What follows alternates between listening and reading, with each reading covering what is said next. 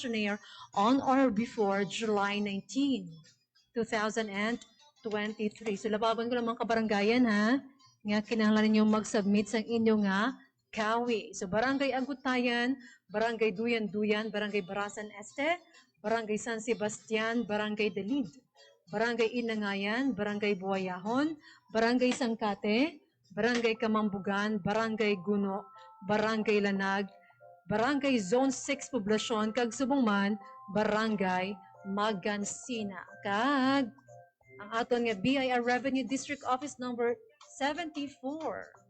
O ari diri ha, every Thursday sa may munisipyo sa Santa Barbara, sa aton nga HRMO Peso Office. 9 a.m. to 3 p.m. sila or siya dire. So, sa ato mga pinalagay mga Santa Barbara noons, pwede ikaw magkato diri sa may munisipyo sa Santa Barbara, agud nga matagan ka mo sang dugang impormasyon o kung masabat ang inyong mga inquiries related to BIR, monitoring of taxpayers, paano magkuha sang TIN requirements, kag iban pa. Katulad ka mo sa may HR office naton o kung ang aton nga peso office sa subong diri sa may second floor sa Santa Barbara Municipal Hall. DJ Jen, okay na bla kita? Okay, sige. So, aton nga biabihon ng aton nga mga bisita subong aton nga OIC sa Municipal Agriculture Office, si Sir Alan Sorias upod kay Sir Alfredo Solit, ang focal person on organic agriculture. Good morning, sirs. Good morning, Ogyon Suila. Good morning man sa akong partner si Sir Pretsul. Okay, sir. May mga Good morning, Consuela. Sir Alan, good morning. Kag sa aton mga tagpalamati, good morning. Okay. So, subungan ni on-sir, kay man ba natin ikang focal, kay Sir Solid, anay kita mamangkot. Kay man ba natin nga siya ang focal person, organic agriculture. Sir, tika ay kami isang dugang na impormasyon about organic agriculture diri sa may Santa Barbara. Well, so for Consuela, no, this is a program of the provincial, municipal, and national government. No, way back in the year 2010, no, we have the organic agriculture law with nga gina-promulgate pa siyang aton legal nga presidente Magkapagal Arroyo, no. So far ang aton adoption diri, no, medyo mahina-ina kay ang mga farmers na bla on and off, no, on and off, no. Kaya ang ilang konsepto, once you go into organic agriculture, mabudlay. Pero Ogyansuela, no, sa nag-practice niya kag may heart towards the environment, towards sa health sa mga tao, no, and everything, no. Ini siya isa ka sustainable nga pamaagi sang pagpanguma, no? Sa primero lang sila ang mabudlay, pero eventually naghapos na Ogyansuela. So kung lang tawon nato na ang organic agriculture way back in the time of creation pa ini siya, kag nadumduman naton siguro sa mga 1960s bago na ko tumatawo, no? Ang aton nga para isang una wa ginabunuhan, wa ginasprehan, halos wa isang problema. Everything is taken care with the soil and the nature, no? So kung maghambal kita organic agriculture, we have to take care of the soil first, no? And let the soil take care of the plants, no? So bali-baliskad ini siya sang aton chemical agriculture nga nagakatabo sa subong Ogyansuela. Asa sir, sorry, mangkot ako. Kung mag-organic agriculture ka, prone bala ang ini sa mga peste? Not necessary Ogyansuela, no? Kay tilang tawon naton ang aton organic agriculture hindi pwede ini siya mangin organic agriculture kung wa isang presensya sang aton beneficial microbes, no? Sila gini actually ang pinaka-actors ng sang aton organic agriculture kay lantawon naton wala kita kakilala sini mga beneficial microorganisms kay di naton nila sila makita, pero ara sina siya inexisting sa aton environment kung ang aton nga lupa ara sa ginatawag naton nga ecologically balanced condition Ogyansuela. Sir, mangkot lang ko, paano bala ang mga tanom nga pwede sa organic farming? Almost all nga tanom pwede gid sa organic Ogyansuela. Okay. Pero diri sa may Santa Barbara, may ara bala kita sa mga mangungumang nga naga-practice or nagahimo sinisang organic farming? Pila ka porsyento, sir? Kagamay lang sa aton nga kwano, mga practitioners na 12 more or less ang target nga sa aton national government. Makalambot lang kita 5% of the total arable area sang aton nga agriculture land o Venezuela. So, astan sir, ano ba lang aton nga mga practices? O ano ba lang ang sahi sa mga organic farming naton? Well, sa karon no, alam mo kita sang pamaagi no. Ang introduction sa organic agriculture laws way back in 2010 no, nagapatigayon kita no sa pamaagi sang paggamit sa compost naton kag ang kombinasyon sang aton natural farming systems concoctions no. So kung magambal kita the use of compost no, that is a technology developed sa Europe no. Whereas ang natural farming concoctions parehas ini sa mga fermented plant juice, fermented fruit juice, fish amino acid, no, indigenous microorganisms, and so on. No? So, para mga fermentations ini, this is a product, no? This is a program in organic agriculture developed in Japan. This is called Natural Farming Systems of Venezuela. Okay, sir, nag-mention ka about compost. Amo na siyang ginagamit naton sa may organic farming. Ano din ginakuha ang compost, sir? Well, magambal kita compost, no? Pwede initial within the intervention ng tao, pero naturally, ang compost process, no, is a decaying process, no? Sang aton mga biomass, no? Magambal kita biomass, that's either living plants or animals, no? Nga magkladonot ina siya. So, sa nutrient cycling, no? Ang biomass, which is basically cellulose, no, mangin isa ka nutrients available for plant nutrition and development. Ano ang mga examples ini, sir? So kalabanan sini no, mga dahon, mga refuse ang aton agriculture, mga ipot sa aton farm animals no. So kung isimple naton ini siya, with the actions ng aton beneficial microbes, mga decomposing matters na to, no? Kung madunot ina siya, that will form into humus, no? Ang humus is a ready available nutrient, no? For plant nutrition. Ang ordinary nga cellulose, no? Kung hindi ina siya madunot, hindi ina siya mangin abono para sa nutrition sa ating tanom o Venezuela. Oh. Sir, sorry, last na lang gid, sir. Actually, sir, sorry, tignan ko natin. Kasi siya ang focal person sa organic agriculture. Kay Sir Alan, karon aton yung OIC, may imamangkot man ko nga lain sa iya. Sir, ano wala ang disadvantage kag advantage, isahon to na lang ha, disadvantage kag advantage sa organic farming? Ang iya siling disadvantage no kaysa primero, it takes time kag consciousness ang isa kag adapter no how to develop it in the long range process no. Eventually no amo ang common concept sa mga farmers laborious siya pero at the start lang ina siya og Venezuela, but eventually kung in place na ang aton farming systems, ang pinaka-resulta sa aton farming will be the integrated and diversified farming systems na diin ang tanan nga cycling of nutrients, cycling of everything no ara na og Venezuela. So pwede naton niya siya mahimo kung iplanuhon naton ang manging resulta no sa aton organic farming. So i-plan nato na not all na depende sa area nato no. Iplano naton dili nga area, let's say baby for example in area mataas-taas, so hindi siya fit for crop production no, pwede naton ini siya butangan sa mga animal component no, and then dito sa idanom no, medyo tapan-tapan siya, pwede na siya rice farming or whatever vegetables no. Kung dito sa idanom la og Venezuela no, dito may portion dito nga madalom-dalom, dito naton himuon na bisang tangke-tangke nga pwede siya mga himuon nga isdaan og Venezuela no. Eventually picture out nato no the dream farm ang ato nga ginaplano sina siya kung ilang taon naton og Venezuela no. Kay ilang taon naton bala nga everything nga ara dira sa aton sa farm no mangin useful siya.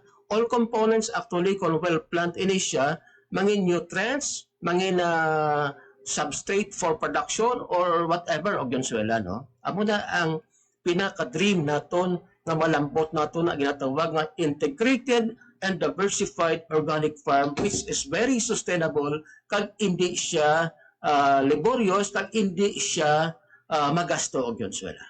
May nagmamangkot gani sa aton di sir ka mangkot siya kung organic bala kuno ang patubas naton dali siya masira. or dili ano ngayon natawag masira gini sakto. Mao baliskad ina sa kamatuoran og Venezuela, no? Kaysa amon kag sa naka-practice iya kag nakatilaw na gid sang organic nga rice bala, no? Ang organic rice bala og Venezuela kung imo tig-angon ina siya, it takes mga 3 days gid siya kag mapanos. Amo na amon experience siya, no? Okay. So healthy gid siya. So lain gali iya gali briskad. So Briskad. kung organic gadugay sa Yes. kung sa organic amo pa siya nga dili siya mapanos. Yes, yes. Okay, sige. Thank you very much kid Sir Sorry. Kay ano naman kay OIC naman sa aton nga Municipal Agriculture Office. Sir Alan, good morning. Good morning, Ma'am Sheila. No? Oo, so, So anti sina ang luya kulo mo mangkot ano bala ang ginabisihan subong sa aton nga Municipal Agriculture Office? Ano bala mga aktibidades naton subong? Luwas sa ginhambal ni Sir Fred about sa organic agriculture, organic farming. No? Siya pagitlat ka gina-focus naman nga ginaobra ang more progress garden, no? Nga gin-conceptualize ni Governor Defensor o con movement for robust, progressive, and globally competitive and resilient province of Iloilo, no? So ang tinutuyo kaya ka programa nga para maka generate una-una kang employment, business opportunity, no, sa agriculture kag mag-establish mo kita kang mga agritourism program, no, kag paagi sa pagtanom sa mga high value crops, ornamental flowers, kag landscaping, no, nga nagagamit sang mga recyclable material sa pag-establish ang ating garden. So tlad, no, sa ang atin nga more progress garden nga diya gin-plastar natin dito sa may barangay Daga, to, diya sa atin nga ecological park natin to, no. So ang diya nga kuan, ang diya nga programa ni Gob gin launch diya last April 11 yata or April 14. Kag amo to kina, no, ang tinutuyo na kaya nga ma-showcase natin, no, ang nagakalain-lain nga mga tanom, no, like ang atin nga mga high value crops, ang atin nga mga ornamental, no. So dito, no, daw gusto natin ipakita nga ang isa ka agritourism farm, no, nga more or less ang konsepto na kaya mo man to gyapon ng inambal ni Sir Fred about organic, no, organic farming man gyapon kaya nga na konsepto. Sir Alan, nangkot sa imo kay subong ang mo barangay Dagalang aton nagibutangan sinisang proyekto. May ara bala kita sang ano gani plano nga mas spread naton sa ibang pagiging mga kabarangayan ang more progress ni nga garden kay aton nga programa. So ang diyang programa ni Gob bali ginatawag diyang showcasing, no. So ang matabo ka diyan, no, ang i-invite natin ka diyang atin farmer once may establish natin diya kag makahimo kita kang mga field activities dito, i-invite natin kaya atin mga farmer, no, kag ang mga kabataan man sa eskwelahan, no, kay titlad kung nang tawo natin ang mga kabataan nalulong rin sa teknolohiya nga dyan, no, cellphone the wire rin natin sa kaya ma-expose mayad sa pamuma, no. So pagi kaya nga programa isa dya ka showcasing program nga mapakita natin tanda kag mabalik natin sanda, no, parte sa pagpanguma, no, especially sa mga high value crops natin nga ginatanom to yan. Ano Sir Alan ang mga example sa aton nga high valued crops? So ang atin to nga i-establish nga mga tanom, no, manantar man, no, may mga pakbet kita, no. So sa pakbet nga ran siyempre ang talong natin, ang marguso, mga okra natin nga dyan, latoy, no? Kag subong man, no, may mga ibang pagkita, no, like ang atin nga dyan lang na kang una nga mga mino natin, ang mga tinutuan natin dyan, o kung laswa, ang mga salad nga mga tanim natin, no? Like mga Cucumber. mga cucumber, carrots, kamatis natin yan, no? kag iban pa gid no. Hindi ko man tanan ma-mention ang mga crops nga itanom natin tuya, pero more or less mga more than 20 crops tong makita nanda no. Nga ang iban nga natin nga mga kabataan way gini kaklala ka kabisan pipino lang iban di kaklala no. Gani. So pagi kaya nga programa no mabalik natin ma-invite natin ang atin mga kabataan, mga farmer natin nga magtanim ka mga utan nga vegetable nga no turulangan nga kay amo lad ang kulang ka natin gi no sa sufficiency level og yun swila no for the information man katen tagparamati sa para ita na ati mas duro nga atin na producer na produce nga paray no. Base sa data 185% sufficient kita sa bagas no, sa paray no. Sa mais amo man no 300 to 400% ang sufficiency level natin. Pero sa atin vegetable abi mo pira lang mga kwan lang 25% lang no. So tama kaduro ang dapat nga iobrahan natin kadya no parte kadya na. So timely man nga si Gov Defensor nag-propose kadya nga programa para mabuhi man yang industry kang high valued crops kadya. At the same time ang agritourism program natin ma-promote natin yes Santa Barbara. Mention mo kag inang mga kabataan sumang puro na lang gadget ang ginatuba. Dumdum ako kas mitanay mo lang kami ni Sir Alan kung nasa elementary namon sir mo. Sa una yung mga herbal garden pa kami, may mga garden pa kami sa likod sa amon nga eskwelahan nga nagapananaw kami pero subong to hindi ko na namakitaan. Wala na. Amo ganiran nga ang diya nga programa timely kaya parang ma-promote natin diya sa atin nga mga hindi lang sa atin mangunguma kundi sa introduce natin sa eskwelahan parang matuon matutong atin kabataan kag makilala nanda no ang kitlad mga kuton mo kabataan hindi kis nakakakilala ka mga turulangan nga no urutanan nga no. So bisan akin gini bata pamangkuton mo hindi kakilala kang mga crops kun ano raman no. So pagi kadya mapa alinto natin diya kag ma-promote natin diya nga programa sa Santa Barbara. Iba sige mangkot mo ka na sir basi ano hiligay nun pero kin English mo daad mga kabataan po English size bala hindi ka intindi kang aton nga local tongue pero ang English kani mangkot mo intindihan da. Sir anan mangkot nang ko naka-focus man kita bala subong sa mga ornamental flowers. May isa kita ka grupo kadya gino sa mga farmers organization nga nagatutok lang tanan sa mga ornamental nga dyan, no? Ornamental plants, mga landscaping nga dyan. No? So may grupo kita dyan sa opisina o kung may mga grupo kita ka mangunguma dyan nga ang andata na focus dyan lang kara no. So kita mo may mga garden club kita dyan sa Santa Barbara no. Nga kung kaisa kita natin dyan post sa nadya kang anda nga mga produkto at the same time kung isa may mga exhibit kita. So diyan man sa nakaraan no.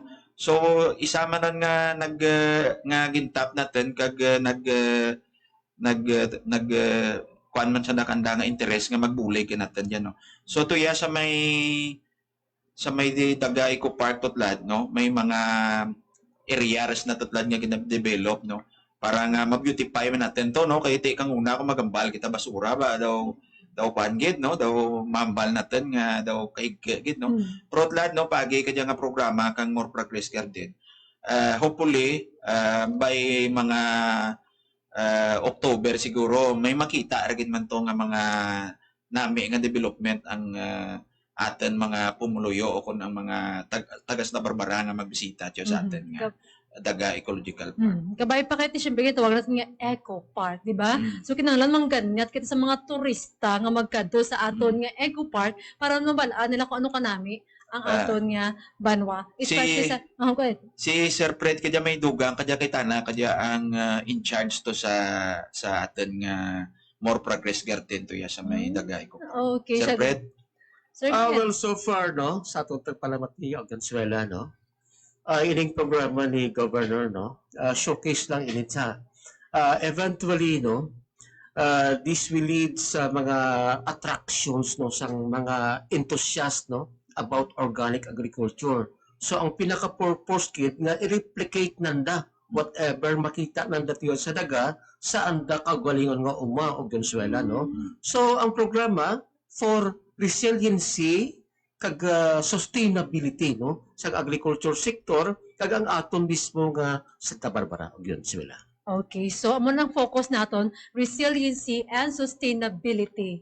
O sang bagay ka ginani Sir Alan ang aton nga ano gay na ang aton nga sustainability rather ang aton nga sufficiency sang aton nga paray kag mais grabe kataas pero ang aton nga mga laswaya nubo-nubo do wala kalabot sa level nga luyag naton. So sirs, may arab la ka mo idugang bako 10 minutes na naglabot kita sobrang 30 minutos.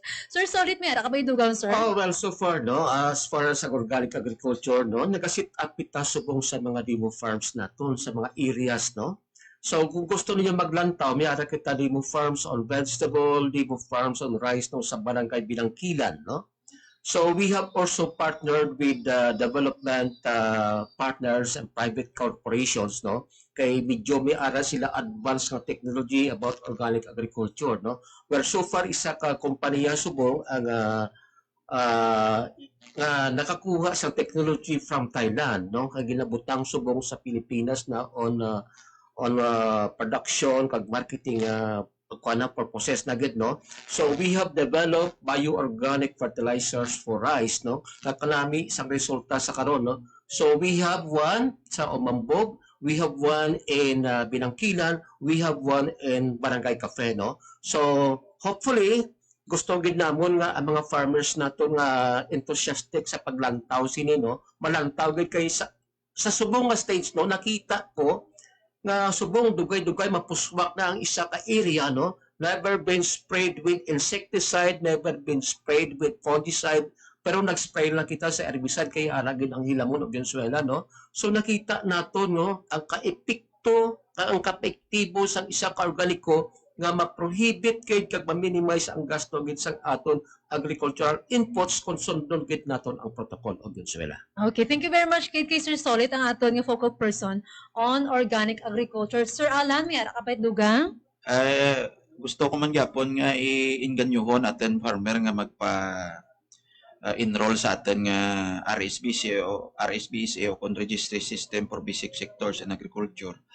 Iti parang sa amo ko nga bahin makabenepisyo mas nano kang mga farm inputs nga ginahatag ni DA, no, Department of Agriculture.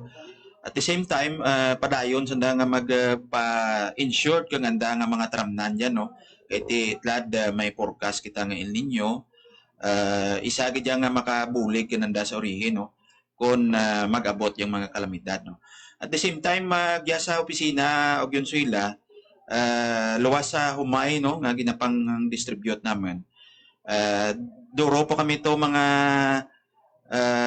binhi ka mais, no, pilit, no, available, no. So kung sino diyan gusto magtanam kang mais, no, diyan sa mga kabaranggayan, no, kay ti mais ta naman anaten gamay ta na diyan kinanglan nga tubig. Ang paray ta na duro, no. So kung daw alang-alangan kamo magtanom kag paray tengan nga daw pamintan na rin ang El Nino. So may opsyon kita, no, magtanom kita kang pilit nga mais, no. So pod sufficiency man gyapon ang aten nga tinutuyo kaya kung magtanom kita kang mais. Libre, sir? Libre Oh, wow. Basta kuan kinilo-kilo lang kita. Okay, thank you very much, Ged, Sir Alan. Ang panamyaw nyo na ito sa mga upod nyo sa may agriculture office. At least kita mag-takop sa aton niya interview, sir. Basi may tamyawon ka to? Nga aman diyan nga mga kaupdanan sa opisina, no. Karon sa hapon may kuan kita, may kantuan kita, no. Kag miad lang diyan nga pagpamati kaninyo diyan sa opisina. Okay. Thank you very much. Kay Sir Solid, may dugang ka, sir, wala na. Well, so far, stay tuned lang dili sa Nagyo-Gyo, no? Kung just in case you wanted sa mga technical halin sa ato agriculture office, no? Aral lang kami sa opisina, sa idalom sining building sa ato munisipyo. Willing gid kami mag-serve sa inyo. Good morning. Okay, thank you very much kasi ato mga pinalangga, aba. Actually, every week, upod namon sila. So, ano natin sa schedule natin sa aton, Thursday, sir, pwede ka mo, ha? Every Thursday, every week, para man may Okay, very good, kids. So every Thursday, every week, makaupod naton yung mga pinanangga, mga staff naton sa Municipal Agriculture Office. So thank you very much, kids, Sir Solid, kay Sir Alan. Thank you. Thank you very much. Nakaupo naton sa buong atong pinalangga nga officer in charge sa Municipal Agriculture Office, Sir Alan Solieza, kag subong man si Sir Alfredo Solid, ang focal person on organic agriculture. So hambal din na kagina, kinanato mag-organic farming diri sa may Santa Barbara, and as well as mayara kita sang iyan ni Governor Defensor nga programa, which is the More Progress Garden, a more progress kuno movement for a robust, progressive, and globally competitive and resilient province of Iloilo. So muna siya ang iya nga buot silingon para man kuno makahatag sang oportunidad sa agriculture, tourism service kag ano pagid nga mga sektor diri sa mga probinsya sa Iloilo nga nag-manufacturers para sa